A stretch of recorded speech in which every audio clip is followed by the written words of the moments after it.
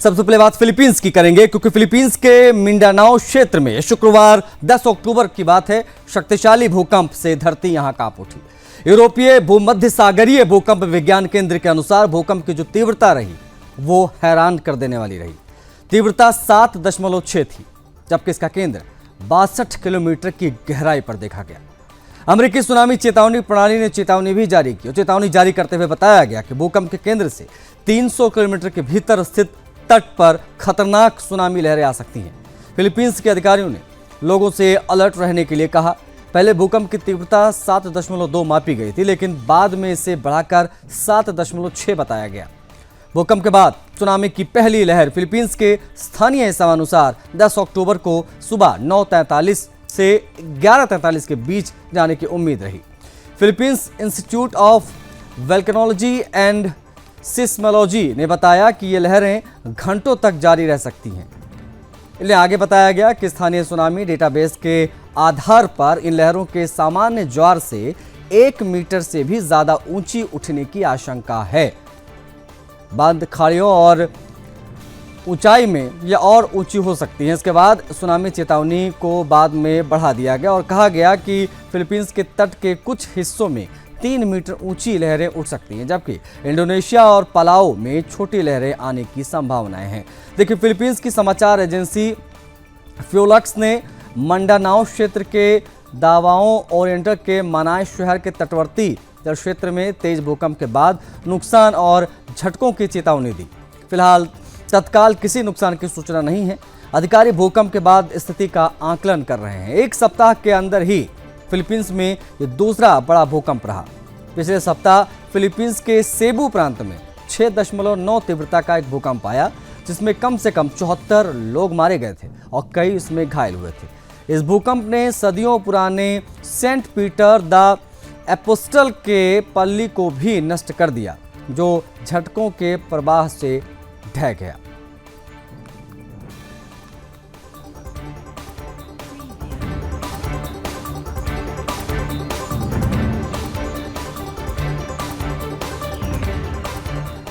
अब बात करेंगे अमेरिकी राष्ट्रपति ट्रंप की। अमेरिकी राष्ट्रपति डोनाल्ड ट्रंप ने चीन पर 100% टैरिफ लगाने की घोषणा की। ट्रंप ने शुक्रवार को कहा कि नया टैरिफ 1 नवंबर से लागू हो जाएगा। चीन से अमेरिका आने वाले सामानों पर पहले से 30% टैरिफ लग रहा है। ऐसे में चीन पर कुल 130% टैरिफ लग जाएगा। ट्रंप ने 1 नवंबर से सभी अहम सॉफ्टवेयर के निर्यात पर भी कंट्रोल करने की बात कही है। दरअसल चीन ने 9 अक्टूबर को दुर्लभ खनिज यानी रेयर अर्थ मटेरियल पर निर्यात को और कड़ा कर दिया था।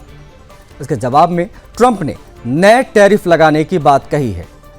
इन नियमों के तहत चीनी खनिजों या तकनीक का इस्तेमाल करने वाली विदेशी कंपनियों को लाइसेंस अब लेना होगा। चीन ने विदेश सेना से जुड़ी कंपनियों को ऐसे लाइसेंस नहीं देने की भी बात कही है। ट्रंप ने social media platform truth social पर इस पर लिखा भी है। उन्होंने लिखा कि यह दुनिया के लगभग हर देश के लिए मुश्किल खड़ी करेगा। बता दें कि चीन के पास दुनिया के 17 दुर्लभ खनिज यानी रेयर अर्थ मटेरियल्स हैं, जिन्हें वो दुनिया को निर्यात करता है। इनका इस्तेमाल इलेक्ट्रॉनिक सामान, ईवीएस और डिफेंस सेक्टर में ज्यादा होता है। चीन ने पहले ही 7 दुर्लभ खनिजों पर कंट्रोल रख रखा था, लेकिन 9 अक्टूबर को इसमें 5 और वो हैं होलियम, एर्बियम, थूलियम, यूरोपियम और यटरबियम। यानी कि चीन का 17 में से 12 दुर्लभ खनिजों पर अब कंट्रोल हो गया है। इनके इस्तेमाल से पहले चीन से एक्सपोर्ट लाइसेंस लेना अब जरूरी भी होगा। इस कदम से अमेरिका और उसके सहयोगी देशों की सुरक्षा और उद्योग पर असर पड़ सकता है, क्योंकि चीन दुनिया की 70% दुर्लभ खनिज आपूर्ति और 90% प्रोसेसिंग कंट्रोल करता है। शुक्रवार को बाजार बंद होने के बाद की गई इस घोषणा से ग्लोबल इकोनॉमी में उथल पुथल मच सकती है। इससे न केवल ट्रंप का ग्लोबल ट्रेड वॉर फिर से भड़क उठेगा, बल्कि चीनी वस्तुओं पर पहले से ही लगाए जा रहे 30% टैक्स के ऊपर इंपोर्ट टैक्स लगाने से दोनों देशों के व्यापार में दरार पड़ सकती है। अमेरिका अमेरिका और चीन के बीच टैरिफ ट्रेड वॉर तब शुरू हुआ जब ट्रंप ने चीनी वस्तुओं पर 145% टैरिफ लगाया।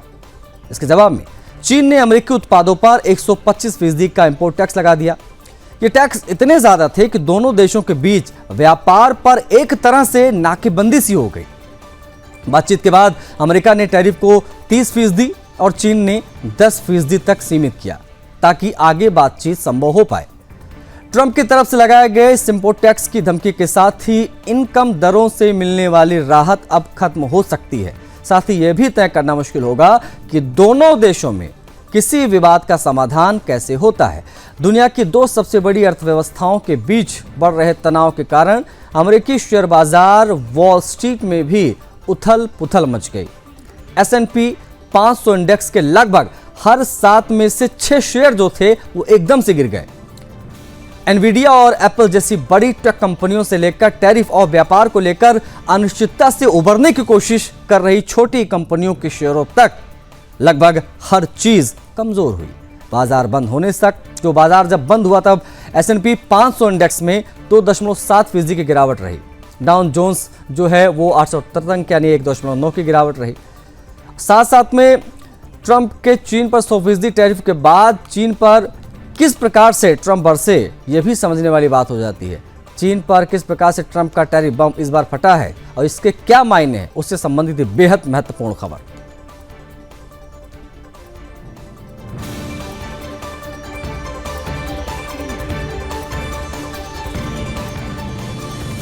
चीन पर राष्ट्रपति फिर क्यों बरसे हैं ट्रंप, और बड़ी चीज यह है कि जब टैरिफ का ऐलान हुआ उसके बाद चाइना ने जो कदम उठाए वो भी बेहद महत्वपूर्ण है। वो भी आप कह सकते हैं देखने वाली बात हो जाती है, क्योंकि ट्रंप का चीन पर 100% जो टैरिफ वो 1 नवंबर से लागू हो जाएगा। अब ऐसे में जो ताकत चीन की है, चीन भी अपने हिसाब से जवाब दे रहा है।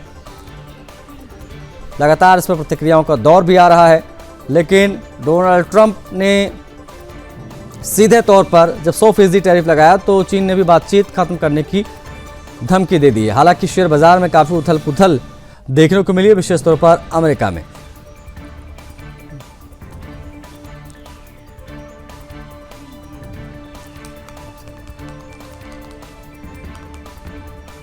आपको बता दें कि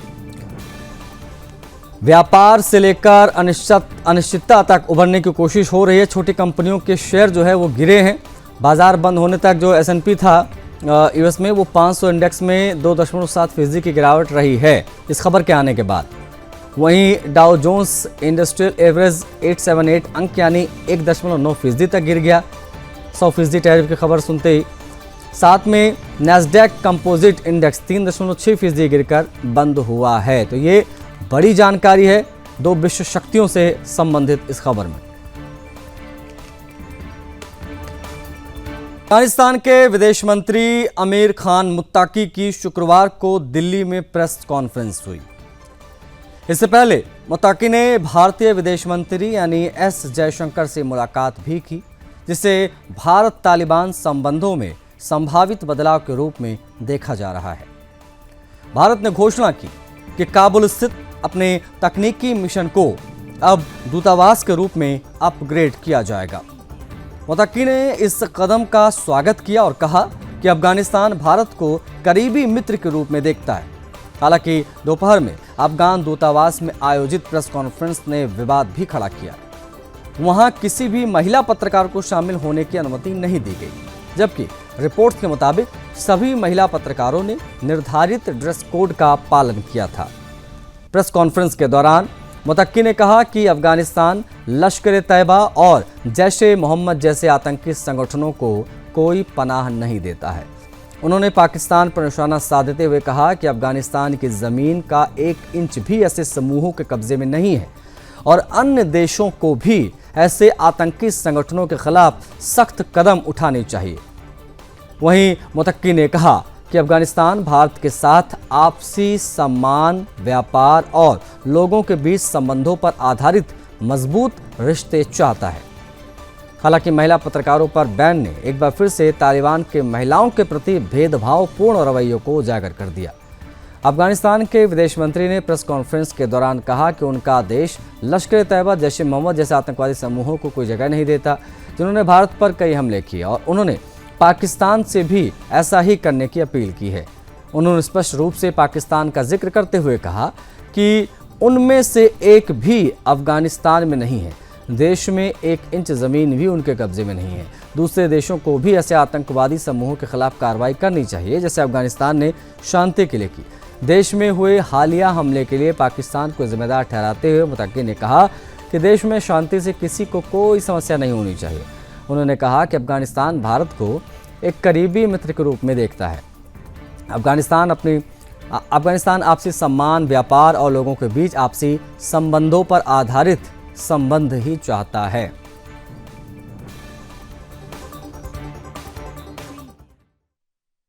और हिंदुस्तान के दरमियान ताल्लुकात और भी बढ़ जाए, और उम्मीद है ऐसा जो मजालिस हमारा हुआ है दिल्ली में, तो उससे लगता है कि आइंदा हमारा और आपका बहुत रोशन है। उम्मीद है कि आना जाना ज़्यादा हो जाए, और काबुल में भी आपका सफारत बढ़ता है और काम ज़्यादा करता है, और दिल्ली में भी हमारा सफारत इंशाल्लाह कामों में और भी अच्छा होता है। हम यहाँ पे नया डिप्लोमेट भेज रहा हूँ, तो अल्हम्दुलिल्लाह ताल्लुकात बहुत अच्छे हैं। तो उम्मीद है कि आइंदा आना जाना इससे भी ज़्यादा हो जाए। उससे और ज़्यादा उन्हें खुशी हुई। मैंने उनसे ये कहा कि हमारे ताल्लुकात आपसे सिर्फ इल्मी नहीं है, बल्कि हिंदुस्तान की आज़ादी में आप लोगों का दखल है। हमारे अकाबिर ने जो आज़ादी की जंग लड़ी है, उसके लिए अफगानिस्तान की सरजमीन को उन्होंने चुना था। वहाँ जा कर के आपके यहाँ उन्होंने जलावतन हुकूमत बनाई, जिसके मौलाना राजा बहंदर प्रताप और इसी तरह मौलाना बरकतुल्ला, इसी तरह मौलाना उबैदुल्ला सिंधी, कोई सदर है, कोई वजीर आज़म है, कोई वजीर खारिजा है। इसलिए आपका हमारे साथ सिर्फ इल्मी ताल्लुक नहीं है, बल्कि हिंदुस्तान की आज़ादी का भी ताल्लुक है। आप लोगों ने जो जंग आज़ादी में अमेरिका जैसी ताकत और रूस जैसी ताकत को धूल चटवाई है, हिंदुस्तान के अंदर हमारे अकाबिर ने सबसे बड़ी ताकत जो बरतानिया की ताकत थी उसको धूल चटवाई है। आपने ये सबक हमसे, हमारे बुजुर्गों से सीखा, और आप उसमें कामयाब हुए।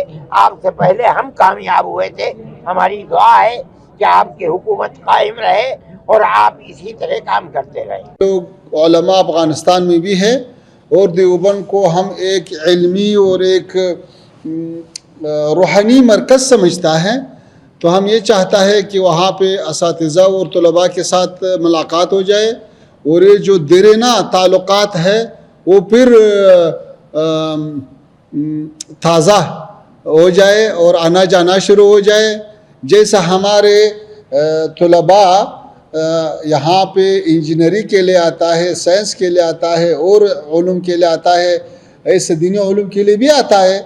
तो इस सिलसिले में इंशाल्लाह कल देवबंद जाना है। और ये जो आपने दूसरा सवाल किया, ये उससे पूछो जो ये बात उठाता है। हम तो इसका कायल नहीं कि अफ़गानिस्तान से किसी को ख़तरा है या किसी को अफ़गानिस्तान से अमनीती मुश्किल है। जो लोग ये बात करे वो सबूत भी पेश करे। वागा की रास्ता जो है, वागा बंदर जो है वो नज़दीक पड़ता है अफ़गानिस्तान को, और वो तारीख़ के सारे अरसों में वहीं से तिजारत होता था। अभी भी हम ये चाहते हैं कि पाकिस्तान और हिंदुस्तान दोनों इसी रास्ते को बंद न करे, क्योंकि ये इक़्तिसादी मसाइल, बशरी मसाइल, तिजारती मसाइल, ये सियासी मसाइल के साथ जोड़ना नहीं होना चाहिए। ये लोगों के हक़ है, ये लोगों के ज़रूरत है, ये लोगों के इक़्तिसाद है, ये लोगों के दरामद के रास्ते है। ये इसको बंद नहीं होना चाहिए, चूँकि वागा रास्ता नज़दीक पड़ता है, और जो अफ़गानिस्तान से जो अमवाल आता है हिंदुस्तान को या हिंदुस्तान से जाता है अफ़गानिस्तान को, यही रास्ते से सस्ता पड़ता है। तो इसलिए हमारा ख्वाहिश दोनों ममालिक से ये है कि ये रास्ता खोले, ताकि ये तजारत फिर शुरू हो जाए। वो तजारत होना चाहिए कि बात करेंगे पिछले साल इमैनुअल मैक्रों द्वारा जो चुनाव का ऐलान हुआ था, चुनाव कराने के आह्वान जो हुए थे उनके द्वारा, उसके बाद क्या हुआ। देखिए उसके बाद फ्रांस जो है वो गहरे राजनीतिक संकट में फंसा हुआ है।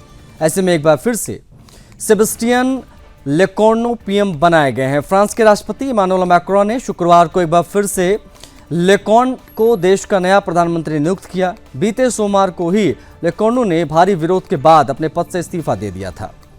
पीएम पद पर नियुक्त किए जाने के बाद लेकोर्नु ने एक्स पर लिखा कि वो साल के आखिर तक फ्रांस को बजट प्रदान करने और हमारे साथी नागरिकों के दैनिक जीवन के मुद्दों को हल करने के लिए हर संभव प्रयास करेंगे। उन्होंने आगे कहा कि हमें इस राजनीतिक संकट का अंत करना होगा जो फ्रांसीसी लोगों को परेशान करता है और इस अस्थिरता का भी जो फ्रांस की छवि और उसके हितों के लिए हानिकारक है। रॉयटर्स की एक रिपोर्ट के अनुसार रीअपॉइंटमेंट के बाद अब लेकोर्नु का मुख्य कार्य जल्द से जल्द फ्रांसीसी संसद में अगले वर्ष का बजट प्रस्तुत करना होगा। मैक्रों के करीबी सहयोगी लेकोर्नु की पुनर्नियुक्ति ऐसे समय में हुई जब उन्होंने पदभार ग्रहण करने के कुछ ही सप्ताह के भीतर मंत्रिमंडल की घोषणा के कुछ ही घंटों के बाद इस्तीफा दे दिया था। इसके साथ ही वो पिछले 2 वर्षों में पद छोड़ने वाले देश के 5वें प्रधानमंत्री बन गए हैं। बता दें कि फ्रांस इस समय गहरे राजनीतिक संकट में फंसा हुआ है। खासकर पिछले साल इमैनुअल मैक्रों द्वारा अचानक चुनाव कराने के आह्वान के बाद ये कदम उनके खिलाफ गया और जुलाई 2024 में संसद में त्रिशंकु स्थिति पैदा हो गई जो तीनों गुटों में बंट गई। विचारधारा एक दूसरे से मेल नहीं खाती। हालांकि लेकोर्नु फ्रांस को राजनीतिक और आर्थिक उथल पुथल से बाहर निकालना चाहते हैं।